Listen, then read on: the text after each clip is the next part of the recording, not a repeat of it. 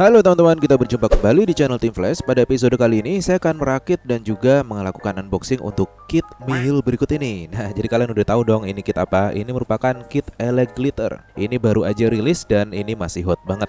Jadi rencananya ke depan akan saya build menjadi kelas BMAX ya. Jadi nantikan terus videonya dan nanti pastikan kalian lihat kelanjutan dari video ini. Oke, kita lihat untuk bagian samping dari boxnya. Jadi kit ini desainnya cukup futuristik ya, berbeda dengan kit-kit Mini 4WD pada umumnya. Ini mengingatkan kita pada Mac Bullet yang udah rilis sebelumnya. Dan kit ini didesain oleh Snug Design. Ini merupakan agensi yang sama yang melakukan desain untuk kit Astralster. Jadi ini cukup inovatif kalau saya bilang untuk desainnya, berbeda dari kit-kit lainnya. Nah, kita bisa lihat di sini ini merupakan kit VZ yang merupakan chassis terbaru rilis dari Tamiya juga.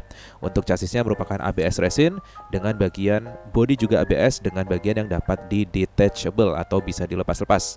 Nah, kita bisa lihat di sini kita mendapatkan 12 spoke wheel set atau velg dengan jari-jari 12. Jadi biasanya kan kita lihat untuk jari-jarinya itu tidak seperti ini ya, berbeda. Dan ini kita mendapatkan desain yang baru dengan nanti ada part yang bisa dilepaskan juga untuk komponen dari velgnya.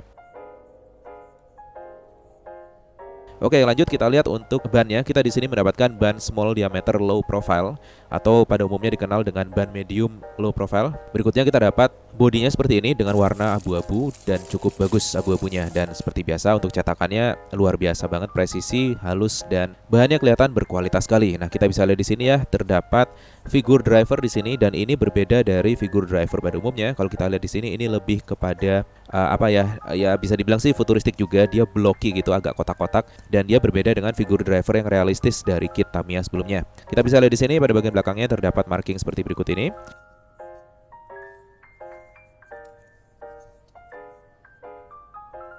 Next kita bisa lihat untuk chassisnya sendiri. Chassisnya cukup bagus, apik banget dengan bahan ABS ya. Ini ngedov untuk permukaannya, enak banget disentuh dan tidak ada defect sama sekali. Kalau kita lihat pada bagian dalamnya mulus banget. Ada petunjuk material plastiknya di situ, ada ABS tertulis, ada keterangan baterai dan lain sebagainya seperti biasanya ya.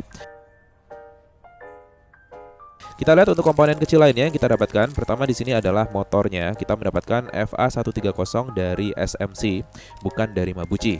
Next kita bisa lihat terdapat wheel axle-nya, lalu ada bushing, propeller shaft dan juga grease di sini. Dan berikutnya ada terminalnya, lalu ada perintilan kecil seperti mur baut dan washernya. Lalu yang terakhir adalah gear setnya. Kita di sini mendapatkan 3,5:1 atau super speed gear. Dan berikutnya kita lihat ada chassisnya untuk komponen tambahannya, yaitu bumper dan juga tutup switch depan, tutup gear belakang, penahan dinamo, pengunci bodi dan lain sebagainya. Jadi seperti ini, bahannya juga bagus, halus ABS, cetakannya rapi dan tidak terdapat defect sama sekali. Berikutnya kita lihat terdapat stikernya. Jadi stikernya juga cukup bagus di sini dengan finishing chrome ya atau metalik, kinclong banget. Lalu ada lembar kuning sebagai safety precaution sheet seperti biasanya. Lalu kita bisa lihat untuk manual instructionnya ini berbeda. Untuk Elec Glitter ini dia vertikal guys. Jadi udah mulai mirip-mirip Bandai ini sepertinya ya, seperti Bakusit. Nah, tinggal ditunggu aja rilis versi berwarna dengan visual instructionnya berwarna atau colorful, mirip manual instructionnya Bandai Bakusit. Oke, kita langsung aja kita percepat untuk manualnya. Jadi cukup baru ini untuk manualnya, lebih detail kali ini dengan layout yang sedikit berbeda yaitu vertikal.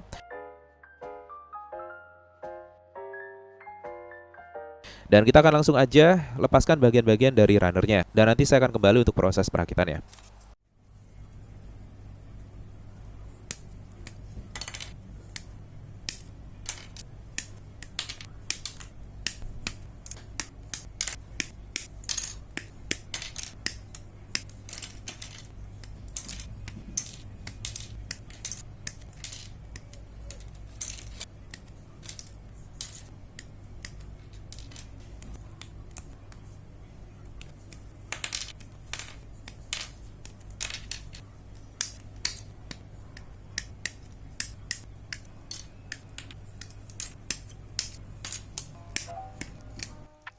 Oke, udah selesai. Sekarang saatnya kita pasangkan semua komponennya ke chassisnya.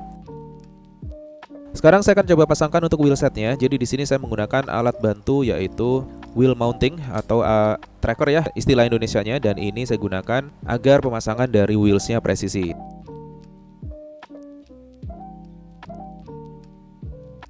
Nah, setelah kita lakukan pasangan, dia hasilnya seperti ini guys. Kita bisa lihat ya, saya putar di sini, dia mulus banget putarannya, dan kalian bisa lihat, kita lihat berdasarkan garis-garis pada cutting mat saya, ini putarannya presisi banget guys. Jadi memang betul ya, mungkin teman-teman udah dengar rumornya kalau kit ini wheelsetnya itu dia balance banget.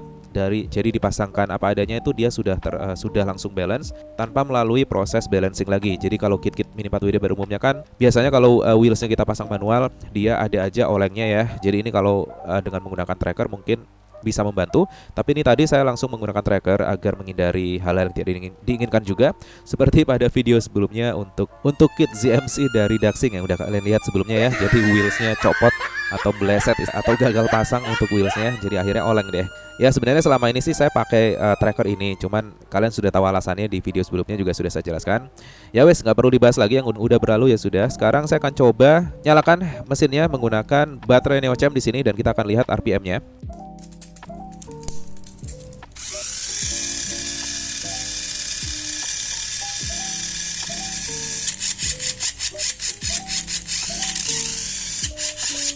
Transmisi oke, torsi juga cakep guys. Di sini saya menggunakan giri dan kita lihat RPM-nya adalah 12 ribuan. Jadi normal untuk mesin SMC ya. Jadi giri sebetulnya tidak akurat banget sih untuk ngecek RPM, dikarenakan dia ya app ala-ala aja sih. Jadi kalau kalian mau akurat, kalian gunakan tachometer digital beneran guys. Kalian bisa beli online ya.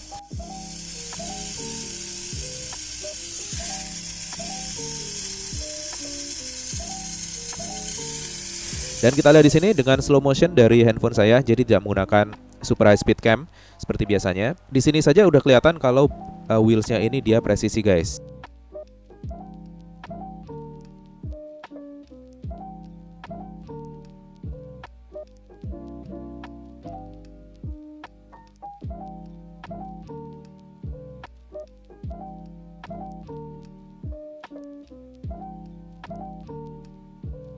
Tapi secara overall sih kalau kita lihat di sini wheelsnya betul-betul dia anteng banget guys. Mungkin akan lebih maksimal lagi kalau dibantu dengan sedikit proses membubut pada permukaan dari ban low profile-nya. Tapi overall sih udah oke banget ini untuk plug and play saja ya. Jadi kita bisa lihat dia betul-betul anteng untuk wheelsnya. Memang untuk yang depan kiri ini sedikit banget, tapi dia kelihatan sedikit bergerak ya. Tapi secara overall memang dia oke untuk keseluruhannya. Mungkin teman-teman lebih perfect lagi masangnya sehingga wheelsnya lebih baik lagi hasilnya. Nah berikutnya udah selesai nih untuk chassisnya. Sekarang tinggal proses custom untuk bodinya aja. Nah sebentar lagi saya akan tunjukkan tips untuk melakukan pengecatan pada bodi Mini 4WD ini. Jadi proses awal adalah kita lakukan masking untuk bagian yang tidak ingin kita cat. Oke, sekarang kita keluar dan kita lakukan proses pengecatan. Nah, pertama yang harus kita lakukan untuk setiap bodi Mini 4WD yang ingin kita cat adalah membubuhkan surfacer atau primer. Jadi sebagai catatan, di sini saya menggunakan cat murah saja, yaitu Pilox untuk surfacernya, sedangkan untuk cat warnanya saya gunakan RJ London. Kalian bisa gunakan Samurai, Diton, dan lain sebagainya. Untuk layer pertama adalah surfacer, ini digunakan agar cat dapat melekat dengan maksimal pada permukaan dari kit yang akan kita cat.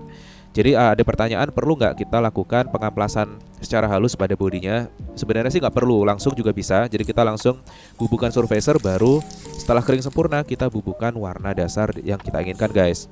Nah sekarang udah selesai semua, saya kasih surfacer. Setelah kering sempurna saya bubuhkan warna putih untuk bodinya dan komponen lainnya, sehingga warna putih ini juga jadi base color ya. Untuk selanjutnya saya bubuhkan warna yang ingin saya catkan ke permukaan dari bodi Mini 4WD-nya. Nah berikutnya untuk beberapa bagian akan saya cat menggunakan warna orange neon berikut ini. Ini juga dari RJ London. Dan perlu diingat untuk jarak pengecatan itu ideal adalah 30 cm.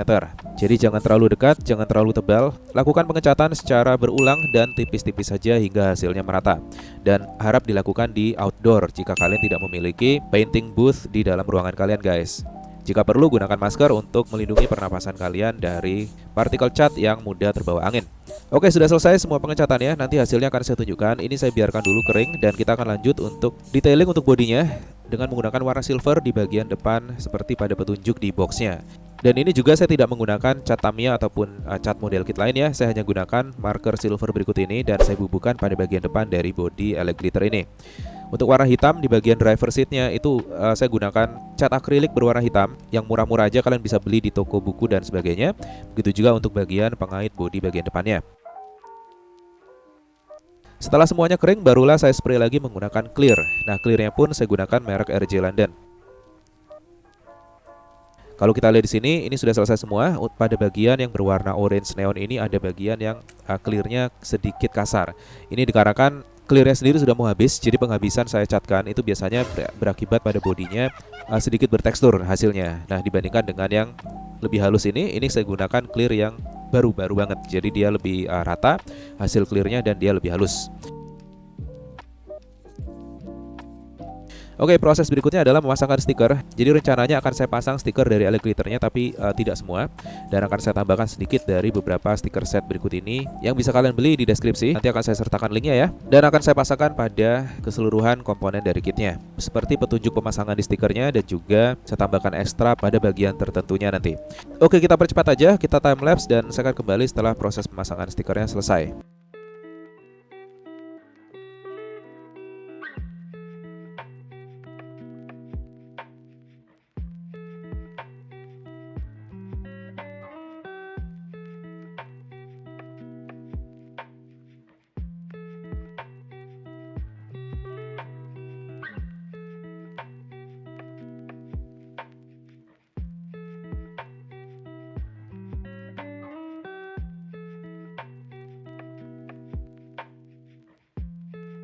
Oke, sudah selesai. Kita sekarang pasangkan bagian yang bisa dilepas. Bagian fender dari mobil ini, bagian belakang dan juga depan.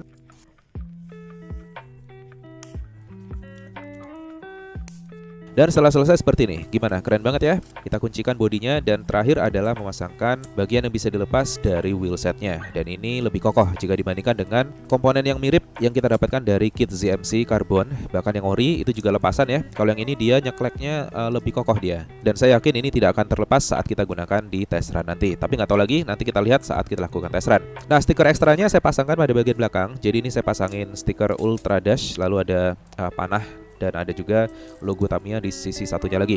Simpel aja, tidak banyak terlalu rame untuk stikernya. Jadi seperti ini. Dan saya coba nyalakan. Kalian bisa perhatikan ya, untuk wheelsnya anteng banget muternya. Saya akan tunjukkan lagi di slow motionnya.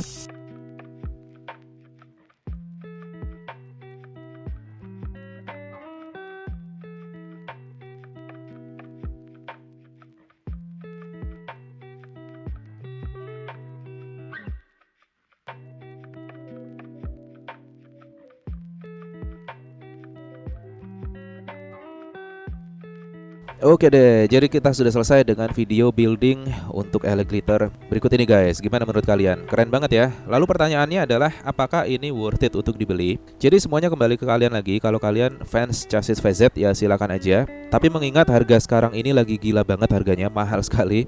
Jadi kalau saran saya sih, tunggu harganya turun. Untuk saat ini selama harga masih mahal, jangan beli.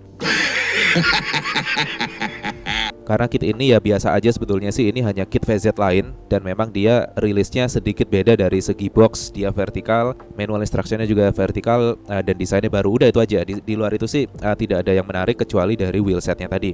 Kalau kalian suka dengan desain bodinya ya silahkan. Dan dengan harga yang tinggi, kalau memang kalian tetap ngoyo mau beli ya nggak apa-apa, silahkan. Bukan urusan dan bukan hak saya untuk melarang. Tapi kalau kalian mau nunggu harga normal, ya itu lebih baik lagi. Karena memang sepatutnya kit Mini 4WD dijual dengan harga normal. Oke deh, jadi itu aja untuk video kita hari ini. Jangan lupa ya, pastikan subscribe, aktifkan notifikasi biar gak ketinggalan video building untuk kelas B-Max-nya guys. Dan di video berikutnya untuk kelas B-Max-nya ini saya mengambil rules dari Tun Labo. Jadi dari kawan saya, Mr. Nobu selaku owner dari Tun Labo. Dan saya sudah mendapatkan permission atau izin untuk menggunakan rulesnya untuk saya gunakan dalam building B-Max berikutnya. Oke, kalau gitu sampai jumpa di video berikutnya. See you.